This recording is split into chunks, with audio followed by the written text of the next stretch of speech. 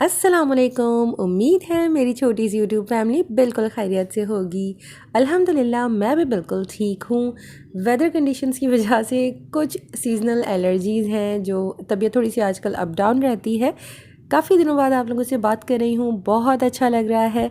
Last video में मैंने आपसे कहा था कि पूरी कोशिश करूँगी कि इस वीक के स्टार्ट से प्रॉपर रेगुलर वीडियोस आप लोगों के साथ शेयर करूँ, specially what I eat in a day, जिसकी मुझे सबसे ज़्यादा रिक्वेस्ट की जाती है।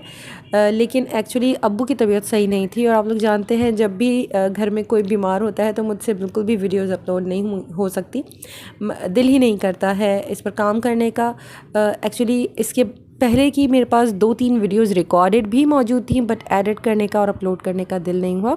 खैर, आज आप लोगों के साथ अपना full day what I eat in a day in portion control share करने जा रही हूँ। लास्ट फुल मंथ मैंने कुछ भी प्रॉपर तरीके से पोर्शन कंट्रोल को फॉलो नहीं किया है। बहुत शादियाँ एंजॉय की हैं, अल्हम्दुलिल्लाह वेट बिल्कुल भी गेन नहीं हुआ। इस डाइट की सबसे अच्छी बात मुझे यही लगती है कि जब भी मैंने प्रॉपर तरीके से पोर्शन कंट्रोल को फॉलो नहीं किया है तब भी मेरा वेट गेन नहीं हुआ है।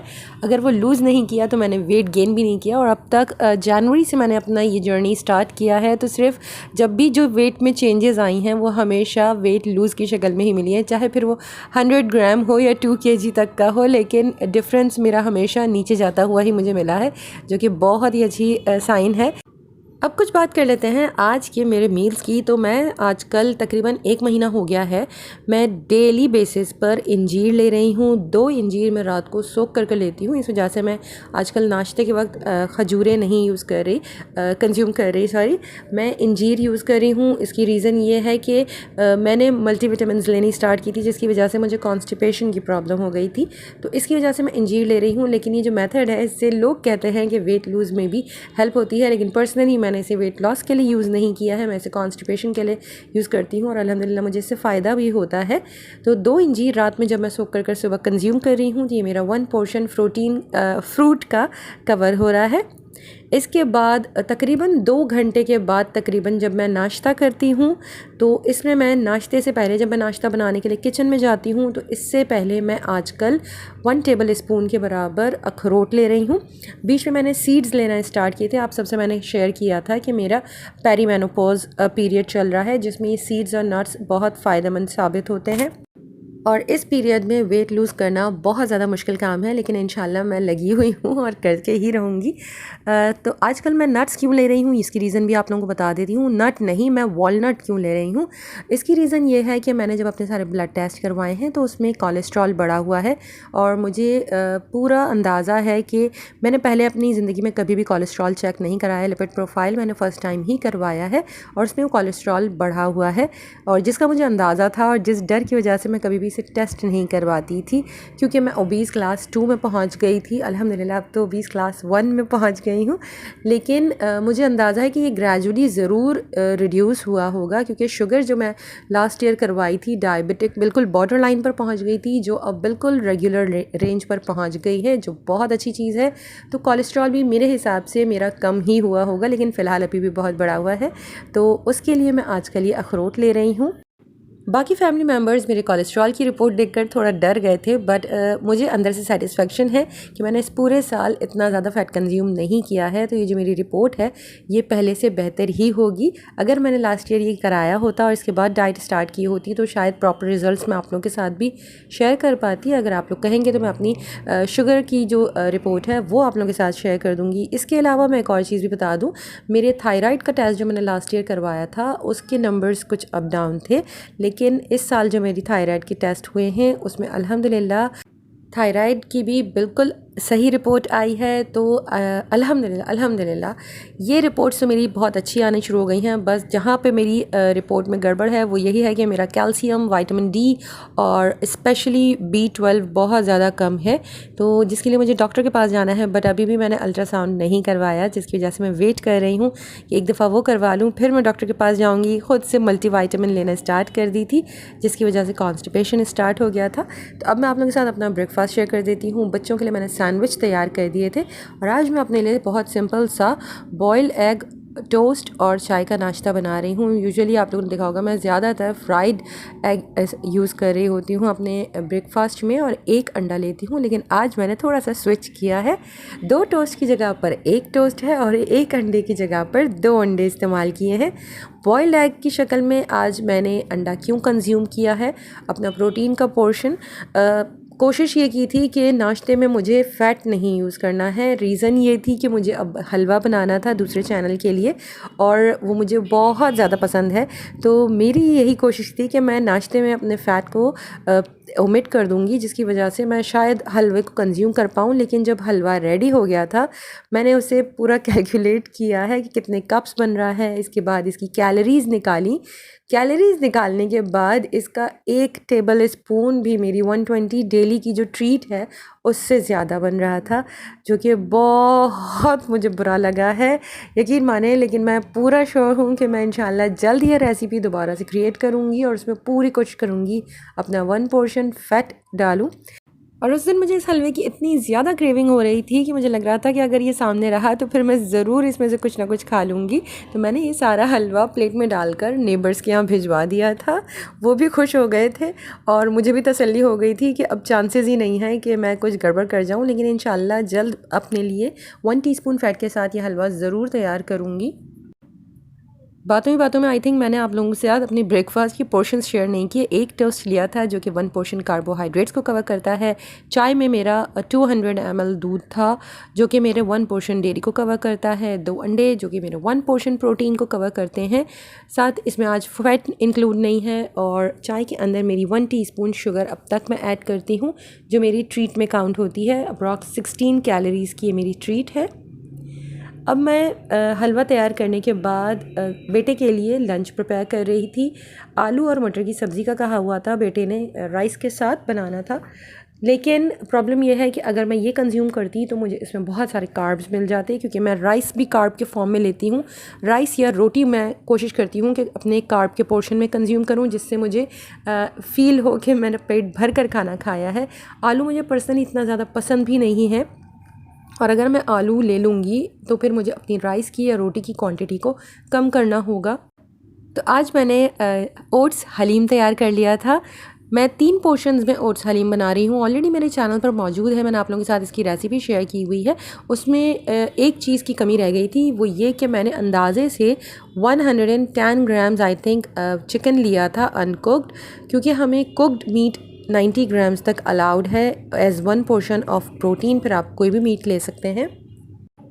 अनकुक्ड मीट का पोर्शन मेंशन नहीं किया हुआ है, तो मैंने अंदाज़े से 90 ग्राम्स के हिसाब से मैंने 110 ग्राम्स आई थिंक उसमें चिकन का लिया था। तो वो मुझे लग रहा था कि शायद कुक होने के बाद 90 ग्राम तक हो जाएगा। तो आज मैंने दोबारा से इसे चेक किया है। मैं 3 लोगों के लिए ये ओट्स हलीम तैयार कर रही हूँ, तो मैंने 3 पोर्शंस के हिसाब से तकरीबन कोशिश की थी कि 330 ग्राम मैं चिकन का ले लूँगी। आप कोई भी मीट इसमें इस्तेमाल कर सकते हैं, मटन भी इस्तेमाल किया जा सकता है और बीफ भी। लेकिन मैं इस हिसाब से कि 330 है जो कुक होने के बाद 90 ग्राम ईच मिल जाएगा। लेकिन आज मैंने पूरी कोशिश की थी कि जैसे ही चिकन कुक हो जाएगी मैं इसे दोबारा से डिश आउट करूँगी और इसका वेट ज़रूर चेक करूँगी। इस तरह से मुझे भी आइडिया हो जाएगा और आप लोगों को भी आइडिया हो जाएगा कि चिकन या कोई भी मीट कुक होने के बाद कितना रिड्यूस हो जाता है। साथ ही मैंने ओट्स भी अलहदा कर लिए हैं। मैंने ओट्स का पैकेट आप लोगों को दिखा दिया है, क्योंकि मुझसे किसी ने कमेंट्स में पूछा था कि प्लीज़ आप बता दीजिएगा कि आप कौन से ओट्स यूज़ करती हैं।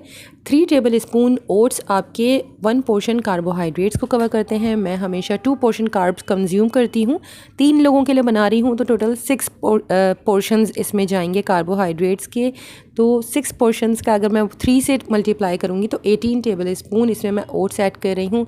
बट कुछ लोग इसको वेइंग स्केल से या किचन स्केल से चेक करना चाहते हैं, तो अगर आप किचन स्केल से चेक करेंगे तो 20 ग्राम्स अनकुक्ड ओट्स आपका 1 पोर्शन कार्ब को कवर करता है। तो इस तरह से आप 6 के साथ अगर उसे मल्टीप्लाई करते हैं तो 120 ग्राम्स आपके ओट्स होने चाहिए अनकुक्ड। बट आप लोगों ने चेक कर लिया कि मैंने जब टेबल स्पून से 18 टेबल स्पून निकाले और उसे चेक किया है तो वो 120 से कम ही है, इसलिए डरने की बात नहीं है। आप लोग भी टेबल स्पून के साथ ईजिली अपने पोर्शन कंट्रोल को फॉलो कर सकते हैं। अब पैन में मैंने 3 लोगों के लिए हलीम तैयार कर रही हूँ तो सिर्फ 3 टीस्पून ऑयल के ऐड किए हैं। साथ में मैंने इसमें थोड़ा सा लहसुन अदरक ऐड कर दिया है और इसे अच्छी तरह सौते किया, इसका कच्चापन ख़त्म हो जाए। इसके बाद मैंने इसके अंदर चिकन ऐड कर दी है। अगर आप बीफ वगैरह भी ऐड कर रहे हैं तो सेम आप यही रेसिपी फॉलो करेंगे। आप बिल्कुल उसी तरह से कुकिंग कर सकते हैं जिस तरह से आप घर में यूजुअली हलीम तैयार करते हैं, बिल्कुल वही स्पाइसेस ऐड कर सकते हैं। मैं यहाँ पर अपने घर के मसाले ऐड कर रही हूँ। आप अगर रेडीमेड कोई मसाला ऐड करते हैं हलीम का तो वो भी ऐड कर सकते हैं। मैंने चिकन की भुनाई की थी, जब उसका कलर चेंज हो गया तो मैंने इसके अंदर स्पाइसेस ऐड कर दिए थे। इसके अंदर मैंने नमक, हल्दी, लाल मिर्च पाउडर, थोड़ा सा तलहार मिर्च पाउडर, धनिया पाउडर और ज़ीरा पाउडर ऐड किया है। गरम मसाला पाउडर भी ऐड किया था। तमाम चीज़ें ऐड करने के बाद थोड़ा थोड़ा पानी शामिल करते हुए मैं इसकी भुनाई कर रही थी, क्योंकि जब आपके पास ऑयल की क्वांटिटी कम होती है तो स्लो फ्लेम के ऊपर ही आपको भुनाई करनी होती है, अदरवाइज़ मसाला बहुत जल्दी जल जाता है। और इसकी थोड़ा थोड़ा पानी शामिल कर कर इसकी भुनाई करनी होती है। जैसे ही आपको लगेगा कि अब ऑयल सेपरेट होना स्टार्ट हो गया है, इसका मतलब आपका भुनाई का प्रोसेस अच्छी तरह से डन हो गया है। क्योंकि अगर भुनाई अच्छी ना हो तो पाकिस्तानी या इंडियन क्यूज़ीन में खाने में वो बात नहीं आती। तो मैंने बहुत अच्छी तरह से इसकी भुनाई कर ली थी और फिर इसके बाद मैंने इसमें पानी ऐड कर कर इसे कुछ देर के लिए कुक होने के लिए छोड़ दिया था। चिकन ऑलरेडी भुनाई में ही कुक हो गई थी क्योंकि छोटे पीसेस हैं, बोनलेस है।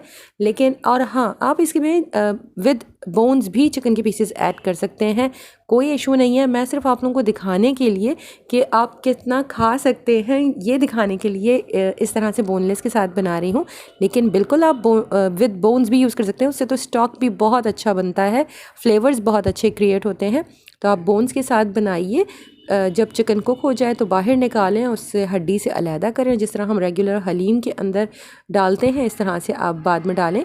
मैंने यहाँ पर हैंड ब्लेंडर यूज़ किया था। इसे ब्लेंड करने के लिए आप चाहें तो घोटू की हेल्प से भी इसे अच्छी तरह से मैश कर सकते हैं। बिल्कुल चॉइसेस आपकी अपनी हैं, और अगर आप इसे as it is he consume करना चाहते हैं, आपको ऐसे ही पसंद है, तो आप ऐसे भी कंज्यूम कर सकते हैं।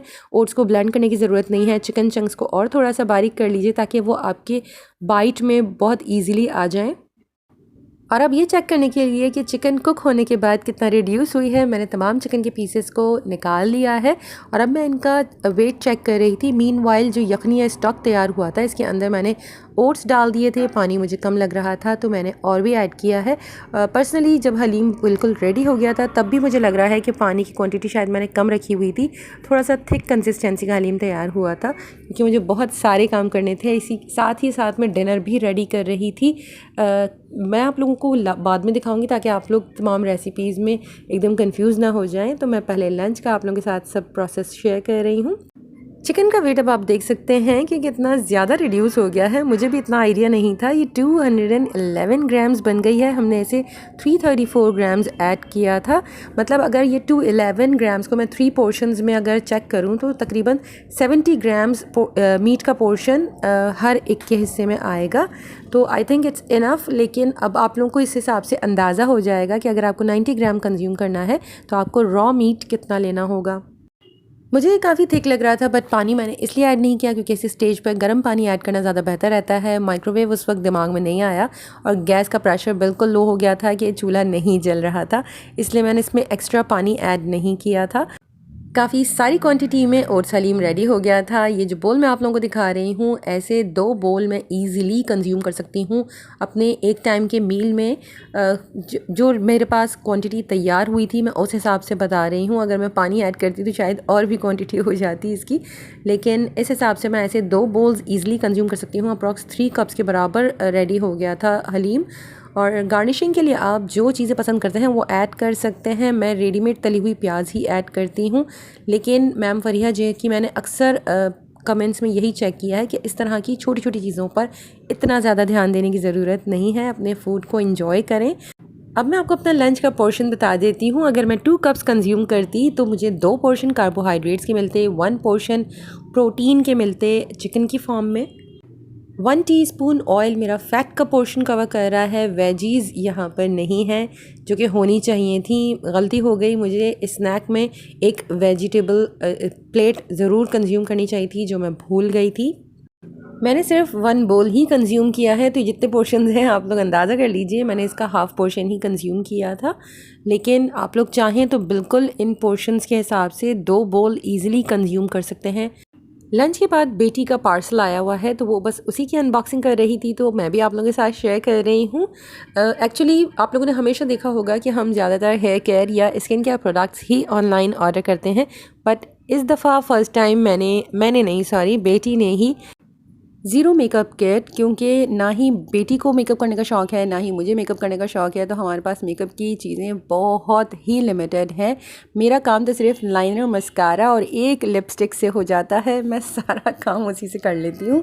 बट बेटी ज़ाहिर है अब यंग एज है, थोड़ा सा टचअप ज़रूरी है, तो उसने अपने लिए ज़ीरो मेकअप किट ऑर्डर की है। एक्सपेंसिव है, इसकी प्राइस आई थिंक हमें 7200 या 100 समथिंग थी विद डिलीवरी, जो मेरे ख़्याल से बहुत ज़्यादा एक्सपेंसिव है। बट वो अपनी पॉकेट मनी से सेविंग्स कर करके अपनी पसंद की चीज़ें परचेज़ करती है, तो मैं ज़्यादा इंटरफेयर नहीं करती हूँ। और मेकअप तो उसने आई थिंक ये फ़र्स्ट टाइम ही ऑर्डर किया है। इसके अलावा स्किन केयर प्रोडक्ट्स पर वैसे भी मैं कुछ नहीं कहती, क्योंकि ये एक इन्वेस्टमेंट होती है जो आपको जब आप एजिंग प्रोसेस में जाते हैं तब आपको लगता है कि आपने बहुत अच्छा काम किया उस एज में अपना ख्याल रखकर। इस किट में कंसीलर, ब्लेंडर, ब्लश और लिपस्टिक मौजूद है, और साथ ही इसमें टचअप पाउडर भी मौजूद है। तो किट पर्सनली मुझे पसंद आई है और रिज़ल्ट बेटी के ऊपर बहुत अच्छे लगे, अल्हम्दुलिल्लाह, माशाअल्लाह। अब मैं अपनी डिनर की प्रिपरेशन कर रही हूँ, तो वो आप लोगों के साथ शेयर कर देती हूँ। मैं आज फ़र्स्ट टाइम शान का कुन्ना गोश्त ट्राई करने वाली थी, तो मैंने ये इसका पैकेट ले लिया है। मैं हाफ़ क्वांटिटी में ट्राई करूँगी। इसके पैकेट के अकॉर्डिंग तो भाई इसके अंदर बहुत सारा तेल और घी यूज़ करना है। 1 kg का ये पैक है और इसमें आपको अप्रॉक्स 1 कप तक घी या ऑयल इस्तेमाल करना है। मैं यहाँ पर हाफ़ kg यूज़ कर रही हूँ, तो तकरीबन हाफ़ कप के करीब मुझे ऑयल या घी इसमें यूज़ करना चाहिए, बट हम अपने पोर्शन के अकॉर्डिंग ही इसमें फ़ैट इंक्लूड करेंगे। तो मैंने यहाँ पर आधा प्याज ले लिया था। गोश्त तकरीबन मेरे पास 400 या 450 ग्राम है, और साथ में मैंने इसमें 2 नली ऐड की है। मटन के साथ अच्छा लगता है मिट्टी की हांडी में तैयार करें तो बेस्ट रिज़ल्ट आता है, और इसका ट्रेडिशनली वही मेथड है कि उसे मिट्टी की हांडी में तैयार किया जाता है। बट मैं यहाँ पर नॉर्मल कुकिंग कर रही हूँ, मसाला सिर्फ मैंने वही यूज़ किया है, अदरवाइज़ मैं बीफ के साथ इसे कुक कर रही हूँ। पैकेट के ऊपर मेंशन था कि आप इसमें ऑयल, प्याज, अदरक, लहसुन और गोश्त सब एक साथ डाल दीजिए। साथ ही इसमें मसाला भी ऐड करना है और इसे बस कुछ देर के लिए इसकी भुनाई करें। इसके अंदर पानी डालें और इसे कवर कर लो फ्लेम के ऊपर कुक होने के लिए छोड़ दें। बट मैंने यहाँ पर अपने पोर्शन के अकॉर्डिंग इसके अंदर 6 टीस्पून ऑयल डाला है, क्योंकि मुझे लग रहा था 5 पोर्शन से तो ज़्यादा ही ये खाना बनेगा, तो आई थिंक ये 6 से भी ज़्यादा ही था। तो गुंजाइश थी इसमें और भी ऑयल ऐड कर सकती थी। बट मैंने यहाँ पर ऑयल जब ऐड किया है तो इसके अंदर प्याज, गोश्त और सबसे पहले अदरक लहसुन ऐड कर इसकी कुछ देर तक भुनाई की, क्योंकि मैं अगर स्टार्ट में ही इसके अंदर मसाला भी डाल देती तो मसाला चिपकने के चांसेस ज़्यादा थे ड्राई फॉर्म में, क्योंकि हमारे पास ऑयल की क्वांटिटी बहुत कम है। तो मैंने पहले गोश्त की अच्छी तरह से भुनाई की, उसका कलर जब चेंज हो गया तब मैंने इसके अंदर मसाला ऐड किया। और अगर मैं स्टार्ट में ही गोश्त की बहुत स्लो फ्लेम के ऊपर भुनाई करती तो वो बहुत ज़्यादा पानी रिलीज़ कर देता। तो मैं चाह रही थी कि पहले इसकी अच्छी सी कोटिंग हो जाए, तो मैंने थोड़ा सा तेज़ आंच के ऊपर गोश्त की भुनाई की थी। और इसके बाद मैंने इसके अंदर जब मसाला ऐड किया है तो मैं बस वही थोड़ा थोड़ा पानी ऐड करके स्लो फ्लेम के ऊपर इसकी भुनाई कर रही हूँ, ताकि मसाला जले भी ना, इसका कलर भी ख़राब ना हो और बहुत अच्छी सी भुनाई हो जाए। जब मसाला बहुत अच्छी तरह से भुन गया था तब मैंने इसके अंदर पानी डाल दिया था। इनफ होना चाहिए पानी, ताकि आपका गोश्त बहुत अच्छी तरह से गल जाए। मैंने इसे कोई सील नहीं किया है, इसके किनारों पर आटा वाटा लगाकर मैंने इसे रेगुलर कुक किया था। जब मुझे लगा था कि अब काफ़ी अच्छी तरह से मीट टेंडर होने लगा है तो मैंने नली पहले सेपरेट कर ली थी, अदरवाइज़ वो घुल कर सारा का सारा ग्रेवी के अंदर या करी के अंदर मिक्स हो जाता। तो मैंने नली सेपरेट कर ली थी और इसे कवर कर रख दिया था, ताकि इसका ये ड्राई ना हो। और ये तमाम प्रोसेस मैंने सुबह लंच से पहले ही कर लिया था, और इसके बाद मैं चूल्हा बंद कर रेस्ट कर लिया था लंच के बाद कुछ। और शाम में दोबारा अब मैं ये स्टेप इसका फॉलो करने जा रही हूँ। दोबारा से मैंने चूल्हा ऑन किया है, क्योंकि दोपहर में 12 बजे के बाद हमारा गैस का प्रेशर बिल्कुल लो हो जाता है। तो अब इस स्टेज पर मैं इसके अंदर आटा डालने वाली हूँ। तो पहले मैं कोशिश कर रही थी कि ऊपर से जितना भी फ़ैट मौजूद है वो निकाल लूँ, ऐसा ना हो कि बहुत ही कम क्वांटिटी में जो मेरा फ़ैट फ़ैट है वो भी सारा आटा ऐड करने के बाद अंदर गायब हो जाए और बिल्कुल अजीब सा इसका लुक आए। बट फिर दोबारा मैंने इसे छोड़ दिया, मैंने फ़ैट बिल्कुल भी इसमें से सेपरेट नहीं किया है। इसमें मैं 1.5 tablespoon whole wheat flour add कर रही हूँ। पहले थोड़े से पानी के साथ घोलिया ताकि लम्स ख़त्म हो जाए, फिर एक्स्ट्रा पानी ऐड किया। अगर आपको डाउट है कि आपका ऑयल जितना भी इसके अंदर मौजूद है, जो फ़ैट ऊपर आया हुआ है वो गायब हो जाएगा, तो आप पहले इसे निकाल लें फ़ैट को जितना पॉसिबल हो सके, और इसके बाद आप इसके अंदर जो भी आटे की आपने लई या पेस्ट तैयार किया है वो इसके अंदर डाल दीजिए और इसे स्लो फ्लेम के ऊपर कुक होने के लिए छोड़ दीजिए तकरीबन आधे से पौने घंटे के लिए। साथ ही मैंने अपने लिए चाय बना ली थी। ये मेरा सेकंड पोर्शन है डेयरी का, और दोबारा इसके अंदर भी चीनी मौजूद है 1 टीस्पून। तो अप्रॉक्स 32 कैलोरीज़ मेरी डेली बेसिस पे अगर मैं चाय के कप लेती हूँ तो कैलोरीज़ के इसमें कवर हो जाते हैं। तो इसके बाद मेरी जो डेली ट्रीट की कैलोरीज़ हैं उसमें मुझे थोड़ा सा ध्यान रखना होता है।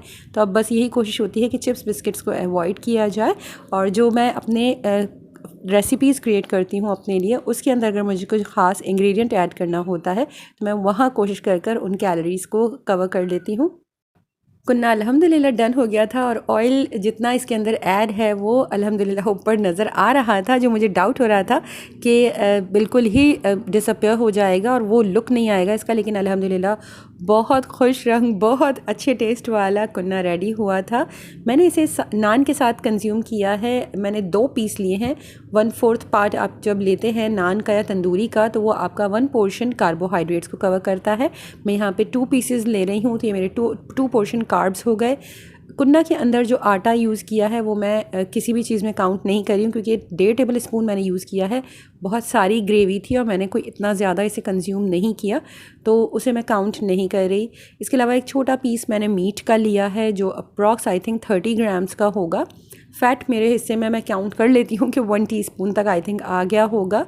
इसके अलावा आप ऊपर जो भी गार्निशिंग ऐड करना चाहते हैं कर सकते हैं। आज फुल डे में मेरे फ्रूट के 2 पोर्शन हो गए हैं इंजीर की सूरत में, और मैंने मिड मॉर्निंग में बनाना लिया था, लेकिन आज मैंने वेजीज़ इतनी कंज्यूम नहीं की जो मुझे कंज्यूम करनी चाहिए।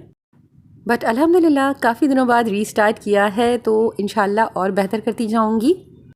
आज के लिए बस इतना ही। इंशाल्लाह जल्द दूसरी वीडियो के साथ मिलूँगी। अपना बहुत ख्याल रखिएगा, मुझे दुआओं में याद रखिएगा। अल्लाह हाफ़िज़।